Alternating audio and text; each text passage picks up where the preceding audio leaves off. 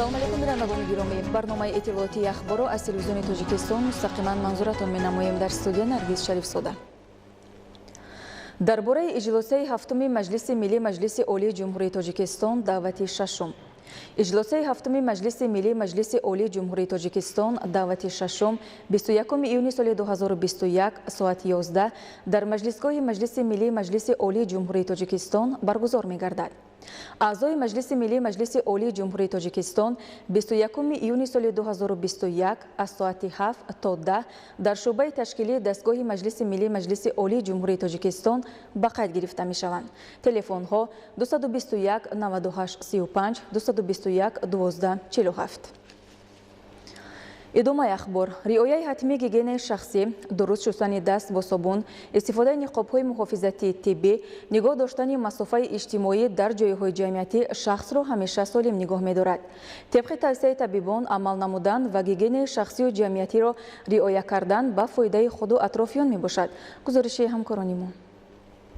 риояи ҳатмии гигиенаи шахсӣ, дуруст шустани дастон бо собун, истифодаи ниқобҳои муҳофизатии тиббӣ, нигоҳ доштани масофаи иҷтимоӣ дар ҷойҳои ҷамъиятӣ шахсро ҳамеша солим нигоҳ медорад. ба андешаи табибон гармии ҳаво низ метавонад сабаби хуруҷи бемориҳои мавсимӣ ва сироятӣ гардад. аз ин рӯ тибқи тавсияи табибон амал намудан ва гигиенаи шахсию ҷамъиятиро риоя кардан ба фоидаи худу атрофиён мебошад. солими ҳар як шаҳрванд дар дасти худи ост. дар даромадгоҳи ҳар як хона бояд ки маводҳои спиртӣ гузошта шуда бошад. вақте ки шаҳрванд аз кор ба хона ворид мешавад ё ки аз кӯча ба хона ворид мешавад, ҳатман аз ҳамон маҳлулҳои спиртӣ бояд истифода барад, баъдан ба хона метавонад ворид гардад. дар кӯчаи Гулгаштҳо дар баъзе ҳолатҳо мушоҳида карда мешавад ки шаҳрвандон ба фосилаи байни якдигар риоя намекунанд. новобаста аз оне ки дар ҷумҳурии Тоҷикистон айни замон бемории ковид нест, лекин пешгирӣ беҳад савобат гуфта пешгирӣ бемории сироятӣ ин кори хуб аст. метавонанд дар ҷойҳои ҷамъиятӣ бо якдигар бо даст салом накунанд, метавонанд дар ҷойҳое ки серодаманд ба он ҷойҳо гузар накунанд. истеъмоли ғизои солим яке аз роҳҳои пешгирӣ аз сироятёбии бемориҳои мавсимӣ ва сироятӣ мебошад. табибон нӯшидани оби ҷӯшомада ва шустани сабзавоту меваҷотро пеш аз истеъмол намудан тавсия медиҳанд. дар фасли тобистон нӯшидани обҳои газдор ва хӯроки зудтайёри сарироҳӣ омили сироят шудан ба баъзе аз бемориҳои мавсимӣ мегардад. ҳоло дар ҷумҳурии Тоҷикистон фасли тобистон ҳукмронӣ мекунад. ҳаво бениҳоят гарм мебошад. аз ҳамаи шаҳрвандон хоҳиш мекунам ки дар рӯзҳои гармо аз соатҳои 10-11 то соат 3-4 аз кӯчаҳо баромадан худдорӣ намоянд. аз нӯшидани обҳои газнок, аз хӯрокҳои тезтайёре ки дар кӯчаҳо ба савдо гузоштааст худдорӣ намоянд. ба хотири оне ки ҳоло фасли тобистон аст ва метавонад боиси сар дадани бемории сироятӣ гардад. мутахассисони соҳаи тиб пайваста таъкид менамоянд ки бемории сироятӣ дар ҷойҳои серодам зуд паҳн мешавад. аз ин хотир гигиенаи шахсӣ дар маконҳои ҷамъиятӣ ҳатмӣ бояд риоя карда шавад. гарчанде вазъи бемории сироятӣ хавфнок дар қаламрави мамлакат мӯътадил аст, вале бепарвоии шаҳрвандон риоя накардани гигиенаи шахсӣ ба ин беморӣ имкони хуруҷ медиҳад. бояд гуфт ки аз ҷониби ҳукумати ҷумҳурии Тоҷикистон баҳри солимии аҳолӣ тадбирҳои саривақтӣ андешида мешавад. дар баробари ин ҳар шахс баҳри солимии худ ва атрофиён масъулияти бештар эҳсос намояд. муҳаммад муъминзода, фирӯзи мусо, ахбор. имрӯзҳо таъмиру навсозии қитъаҳои алоҳидаи роҳи мошингарди Душанбе-Чаноқ бо маром идома дорад. давоми соли равон филиали ширкати саҳомии Innovative Road Solutions Ltd дар ҷумҳурии Тоҷикистон бо истифода аз техникаю механизмҳои замонавӣ 391,190 метри мураббаи роҳро аз нав асфалтпӯш менамоянд. маълумоти бештар дар гузориши ҳамкорони мо.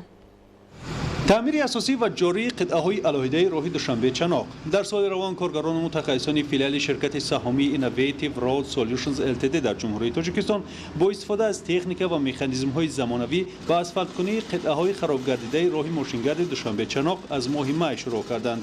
имрӯзҳо таъмири роҳ хусусан асфалтпӯшкунӣ дар минтақаҳои Варзоб, Зарафшон ва Суғд вусъат меёбад. мавриди зикр аст ки офатҳои табиӣ давраи зимистон ва оғози фасли баҳор аз ҷумла фаромадани тарма ва боришоти аз меъёр зиёди барфу борон қитъаҳои алоҳидаи роҳи мазкурро хароб намуд ва бо мақсади саривақт бартараф намудани ҳолати пешомада филиали ширкат тадбирҳои зарурии марбут ба таъмиру навсозиро амалӣ менамояд. соли равон доираи фаъолияти филиали ширкат дар самти таъмиру навсозӣ васеъ гардида. дар масири Душанбе-Чаноқ бо харҷи қариб 60 000 тонна асфальт таъмири 391,190 метри мураббаъ дар назар аст. дар мавсими имсора дар минтақаи Варзоб 101,304 метри мураббаъ бо масрафи 15,742 тонна تن اسفالت، منطقه زرافشان 167580 متر مربع با صرف 23776 تن اسفالت و در منطقه سوخت 122306 متر مربع با خرج 19667 تن اسفالت تعمیر کرده می شود. این سال نمایندگی فیلیال به نقشه گرفته است که زیاده از 23776 تن منخر گرم استحصال نموده. این رو برای تعمیر جوری و کلی را صرف نماید. از این زیاده از 16000 تن منخر گرم برای منفجر نمودن 16 کیلومتر فرشی را و کرگی استفاده برده شده. باقی مانده آن برای تعمیر جوری صرف کرده می شود. در منطقه سوخت فیلیال شرکت سهامی اینوویتیو رود سولوشنز التد در جمهوری تاجیکستان تا امروز 2329 تن اسفالت گرم برای تعمیر 15440 متر کوادراتی را استفاده کرده شده. کارها در این سمت ادامه دارد.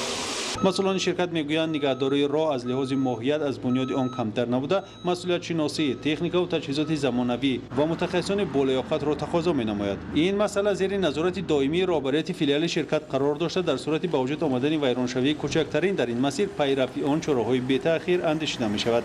برای وسعت بخشیدن کارهای تعمیر و نوسازی راه دوشنبه چناق حالا در منطقه‌های ورزاب، سوخت و زرافشان 4 کارخانه استحصال اسفالت مربوط به فیلیال شرکت که اقتدار استحصالی هر کدامش 70 تن اسفالت در یک ساعت است فعالیت دارند.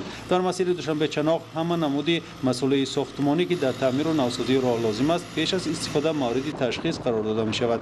این کار طریق آزمایشگاه سیار شرکت که دارای دستگاه و تجهیزات معاصر است در محل ساختمان اجرا کرده خواهد شد. گفتم به مورد است که راه دوشنبه چناق از منطقه ریلیفش دشوار کوهستان گذشته در مقایسه با دیگر راههای کشور از آفت‌های طبیعی از جمله ترمفرایی، لغزیدن کوهپاره، سنگفرایی و آمدن سیل زیادتر آسیب پذیر می‌باشد. فعالیت پرمسئله کارمندان فیلیال این شرکت شرایط فراهم آورده است که خطرهایی که پیشتر رانندگان و مسافران در این مسیر با آن مواجه بودند برطرف شده. رفت و آمد از طریق راه مذکور در همه فصل سال تأمین است.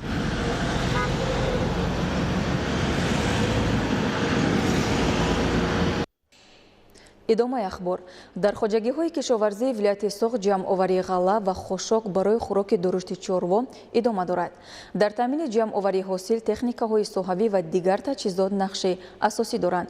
гузориши Равзали Раҳмон ва Илёси Бобоҷон.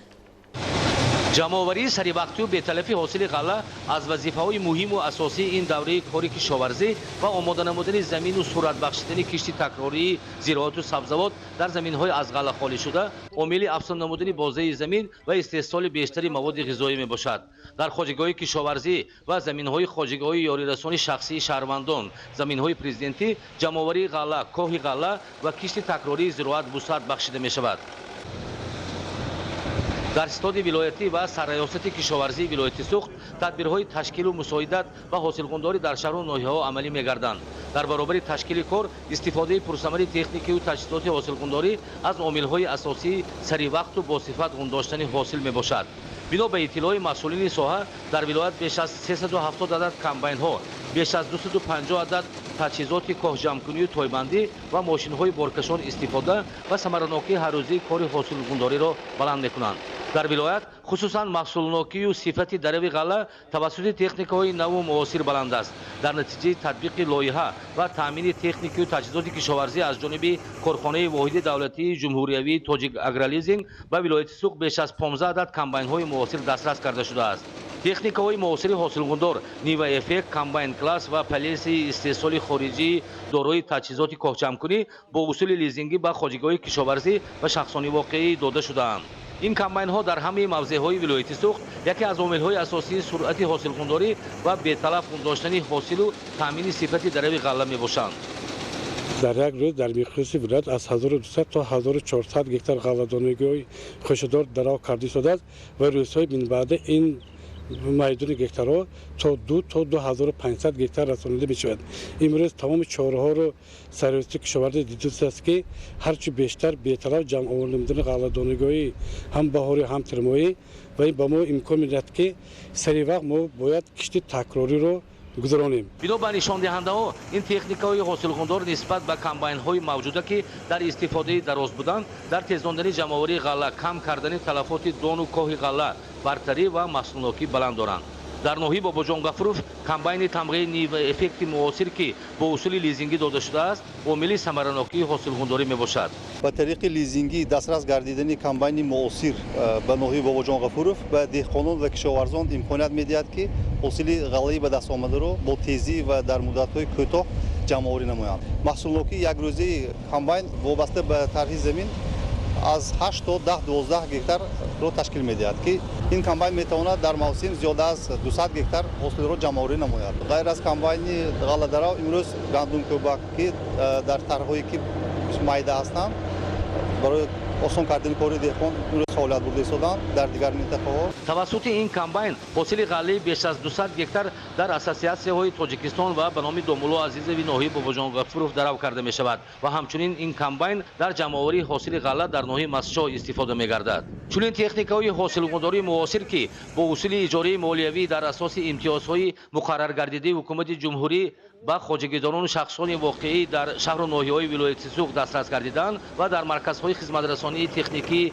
шаҳри Истарафшан, ноҳияҳои бобоҷон гафуров, Деваштиҷ ва Мастчоҳ мавҷуданд, омили самаранокии дарави ғалла мебошанд. дар шаҳру ноҳияҳои вилояти Суғд 13 марказҳои хизматрасонии техникии Тоҷик Агролизинг ташкил гардида, мавҷудияти техникию таҷҳизоти ҳосилгундорӣ, тракторҳо, таҷҳизоти ғаллакӯбӣ, достҳои алахтаравии сегментӣ, механизмҳои алахтаравии роторӣ, таҷҳизоти коҳҷамъкунию тойбандӣ, дардараву тойбандии зироати хӯроки чорво ва захираи онҳо имконияти хуби самаранокии кор мебошанд. тавассути комбайнҳо ва мошину механизмҳо ҷамъоварии ғаллаҳои хӯшагӣ ва коҳи онҳо дар шаҳру ноҳияҳои вилояти Суғд дар масоҳати беш аз 85 000 гектар дар муҳлат анҷом ёфта, дар заминҳои аз ғалла холӣ шуда бо истифодаи намии мавҷуда вусъатбахшидани кишти такрории зироат аз омилу заминаи афзун намудани истеҳсоли маҳсулоти озуқаворӣ мебошад.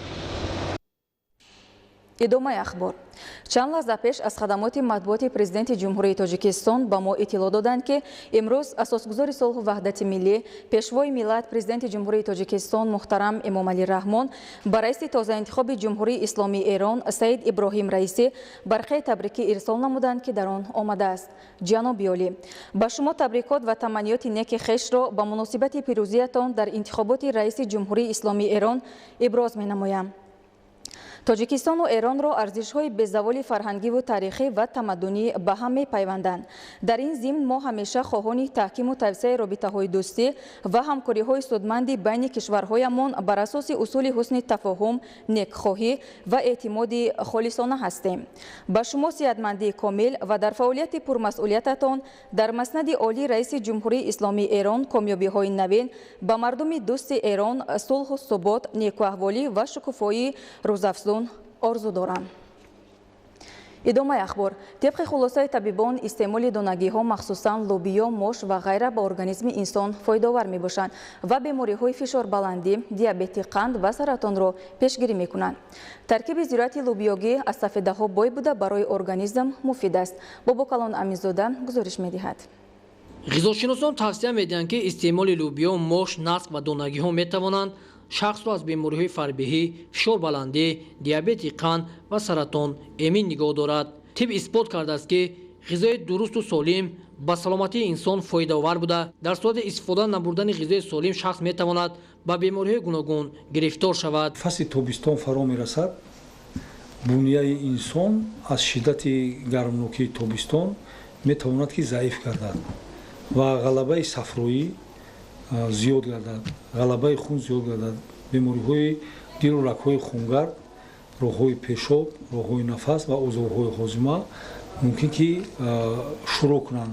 аз ҳамин сабаб барои масъунияти баданро зиёд кардан ва тарзи ҳаёти солимро пеш гирифтан аз донагиҳое ки дар ватани мо дар тамоми дугонаҳо фурӯхта мешаванд ки онҳо аз фоида ва манфиат холӣ нестанд, аз мош, наск, донаи лӯбиё, истеъмоли онҳо аз фоида холӣ нест. истеъмоли пайвастаи маҳсулоти серавған ва ширинии зиёд сабаби асосии инкишоф ёфтани бемории милки дандон, фарбеҳӣ ва ғайра мегарданд. аз ин ро сокинон метавонанд дар тамоми фасли сол аз мошу лӯбиё, наск ва сабзавотҳои ватанӣ ба таври васеъ истифода намоянд, то ки саломатии худро нигоҳ доранд. дар гармои тобистон истеъмоли зиёди шириниҳо ба нафъ ба зарар оварда мерасонад, зеро ки масалан шириниҳо якум таъсири манфии худро ба узви гӯем раисаи ҳозима меъда ва ҷигар мерасонанд ва дуюм таъсири худро метавонанд ба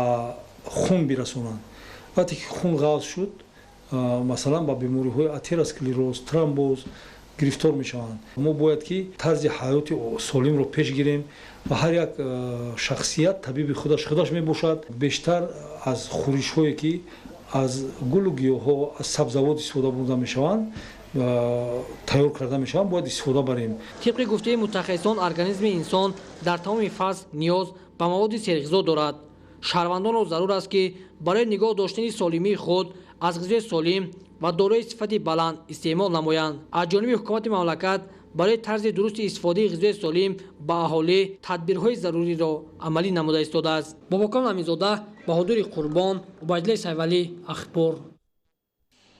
мавзӯи дигар дар боғҳои фарҳангу фароғатии шаҳру ноҳияҳои вилояти хатлон барои фароҳам овардани шароити мусоиди истироҳати мактабачагон ки имрӯзҳо дар таътили тобистон қарор доранд тадбирҳои зарурӣ амалӣ карда мешаванд.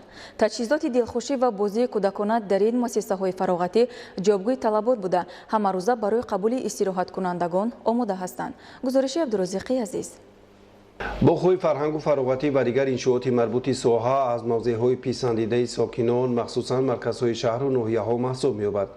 дар вилояти хатлон 33 адад боғҳои фарҳангу фароғатӣ ва гулгашту дигар иншооти истироҳатӣ фаъолият мекунанд ки ҷиҳати қабулу пазироии меҳмонон ва сокинон шароитҳои арзанда доранд. бо дастури ҳукумати ҷумҳурии тоҷикистон ва истиқболи сазовор аз 30 солагии истиқлолияти давлатии ҷумҳурии тоҷикистон масъулини шаҳру ноҳияҳо дар вилояти хатлон дар радифи дигар самту соҳаҳои хоҷагии халқ бунёду сохту соз аз навсозӣ ва барқароркунии иншооти фарҳангиро мавриди ҳадафҳои ободонӣ қарор доданд. дар маркази вилояти хатлон шаҳри бохтар имконоти сайру гашти сокинон ва наврасону ҷавонон беҳтар буда барқароркунии боғи мазкур ба муҳити имрӯзаи иншоот зиннати бештар зам намудааст. ин ҳама тадбирҳои созанда аз соли 2019 инҷониб оғоз гардида акнун аз маконҳои мақбули меҳмонону сокинони шаҳри бохтар дониста мешавад. من همچون صاحبکار شهر بختر یک قطعه باغ فرهنگی استراحتی رو از نو ساخته برقرار کرده بودیم. درخت‌های سایه افکن شناندیم.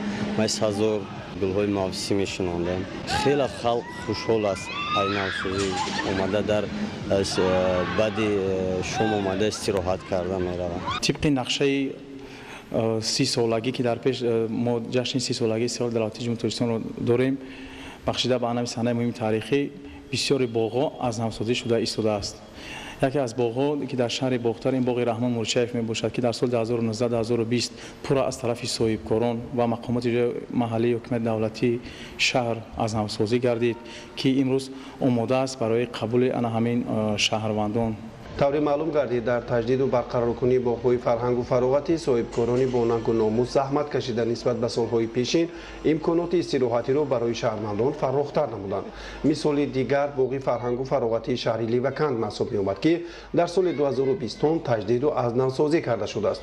масоҳати умумии боғи фарҳангӣ бештар аз 10 гектарро дар бар гирифта масоҳати васеъи он ба ташкилоту муассисаҳои шаҳрӣ ва ҷамъиятҳои шаҳраку деҳот вогузор карда шудааст. дар боғи мазкур иқдомҳои сабзкорӣ шинондани гулҳои рангоранг, майсазор намудани 52 гектар ва шинондани гулҳои садбаргу ниҳолҳои ороишӣ ба анҷом расонида шудааст.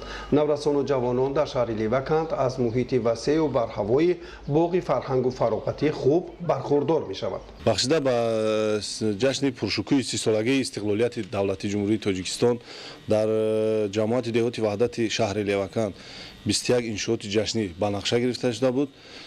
ин ҳам бошад аллакай 16 иншооти ҷашнӣ ба истифода дода шуд ва дар 4 иншооти дигар корҳои сохтмонӣ бо маром рафта истодааст. дар аввал шароити мусоид надошт ва ба пешвази солагии истиқлолияти ҷумҳурии тоҷикистон ин боғро обод карданд. инҷо низ бобати ҳамеша тозаву озода нигоҳ доштани боғ кормандони хоҷагии манзилии коммуналии шаҳри ливаканд масъулияти хос доранд. дар вақтҳои таътил дар вақтҳои бекорӣ ба ин боғи фароғатӣ омада истироҳат менамоем бо ҳамроҳи оилаамон ва касоне ки наздиконамон дӯстонамон рафиқонамон омада ба инҷо дар инҷо истироҳат менамоем. таъмиру барқароркунии боғҳои фарҳангӣ дар ноҳияҳои вахш, ҷайҳун, кушониён, хӯросон ва абдураҳмони ҷомӣ бо маром ҷараён дорад. در همین زمینه دیگر انشاءات فرهنگی نیز به استقبال 30 سالگی استقلالیت دولتی جمهوری تاجیکستان خوش‌طرح و زمانوی گردیده به ساکنان از همه لحاظ غذای معنوی عطا می‌کنند. تئاتر ولایتی موسیقی و مسکوی به نام عطا محمد جانفی شهر بختر از کلانترین انشاءات فرهنگی در حدود ولایت ختلان محسوب می‌یابد. طرح و نمای انشاءات فرهنگی شبانه روزی جالب و زیبا بوده همه گونه نمایش‌های کلانی تئاتری و چاره‌بینی‌های عامه سیاسی اینجا برگزار می‌شوند. تئاتر ولایتی موسیقی مسکوی به نام عطا محمد جانفی شهر باختر تئاتر نوساز است که از جانب پیشوای معظم ملت پرزیدنت مملکت محترم امام علی رحمان تازه به استفاده داده شد و امروز ما هنرمندان تئاتر ولایتی بهر این خدمت‌های ارزنده پیشوای ملت و غمخواری بی‌نهایت بزرگ ایشان نسبت صنعت تئاتری نظررس است و ما رو میباید جواباً به این غمخواری ها و برای چنین یک بینایی با حشمت ساختن برای ما اهل هنر پیوسته کوشش بکنیم که نمایشنامه های خوب و دیدنی را روی صحنه هنر بیاریم. با همین شیوه در دیگر شهر و ناحیه‌های ولایت نیز به دوباره برقرار کردن باغ‌های فرهنگ و فراغتی مسئولیت ظاهر کرده، مخصوصاً جهت سزاوار استقبال گرفتن جشن‌های بزرگ و تاریخی چهارندیشی می‌کنند. در گرمای فصل تابستان استفاده از چنین موضع‌های فراغتی به منفعت کار بوده ساکنان و نورسان و جوانان در فرصت‌های مناسب می‌توانند از آنها برخوردار گردند. بینندگان گرامی در همینجا برنامه اطلاعاتی اخبار به انجام می‌رسد. خیر سلامت باشید.